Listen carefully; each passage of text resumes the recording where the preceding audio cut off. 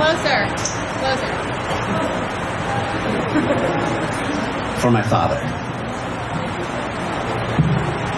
Whenever I think of my father, I always smile. Sometimes I giggle a bit.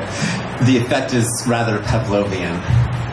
I just think that he is the greatest, most supremely adorable human being to ever walk this earth. In short, Michael Gelman is so cute. In all seriousness, though, I have a deep love and respect for my father. Over the past decade and a half, out of the 3 we've known each other, we've built a truly meaningful relationship. He's become one of my closest and best friends. When I was 15, I told my parents that I was gay.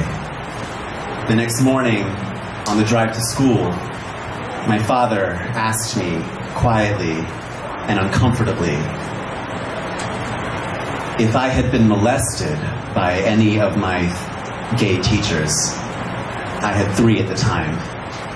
I was so supremely offended by his question that I failed to see the love hidden behind it. My father grew up in a world where homosexuals were pedophiles, who had become that way because when they were young, they had been similarly preyed upon and converted. It was a dark and lonely existence, without love, without community, without pride.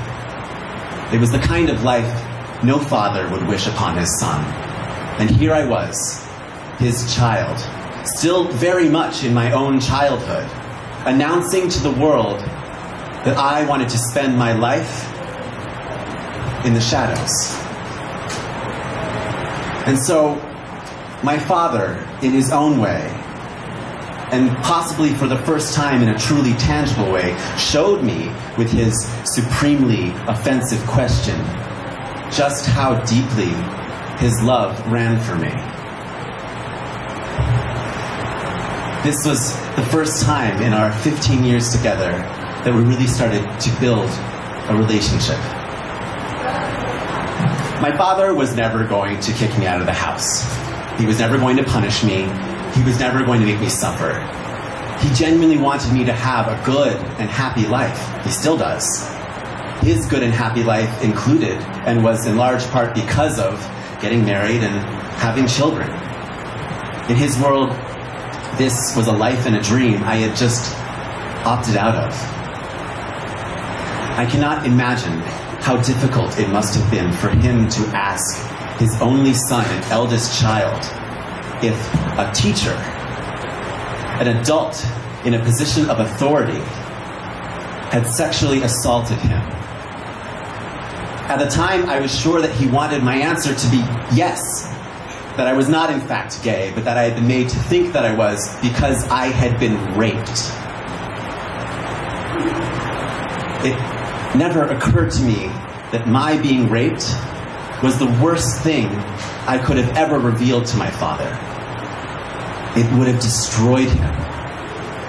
That he couldn't protect me. When I retorted that his question was offensive and that I was gay because I was gay and no one made me that way, I was certain that he was disappointed. I had been certain of that fact for the past 15 years.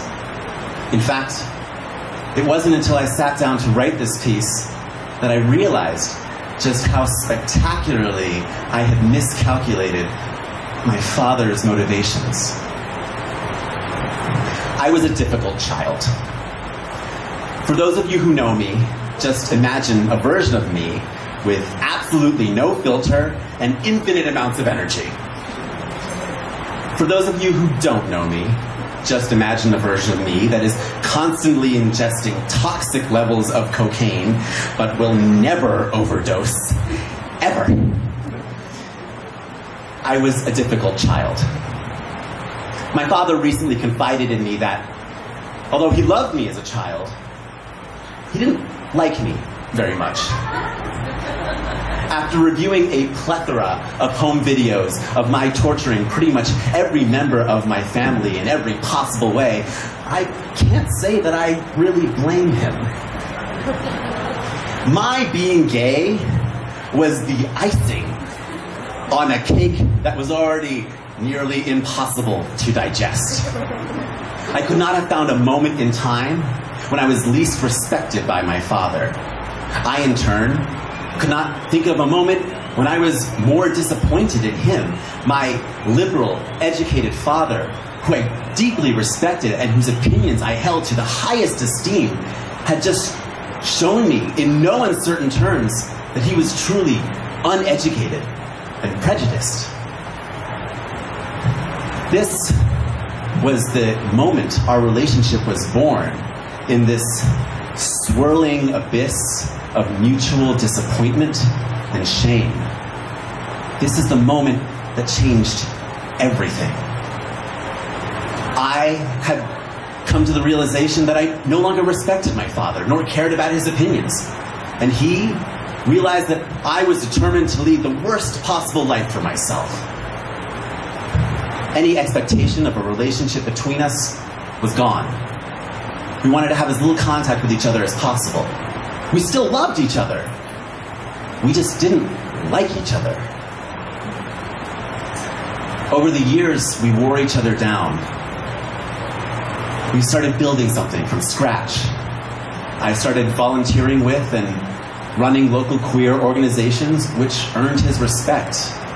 And he started inviting my boyfriends over for dinner, which earned mine. We started spending more time with each other, going on trips together, really taking the time to get to know each other. We were both trying, aching for that connection that had been effectively severed that morning in the car on the way to school. By the time he met the man who would eventually become my husband 9 years later, we'd become as close as possible. We still are. Thank you.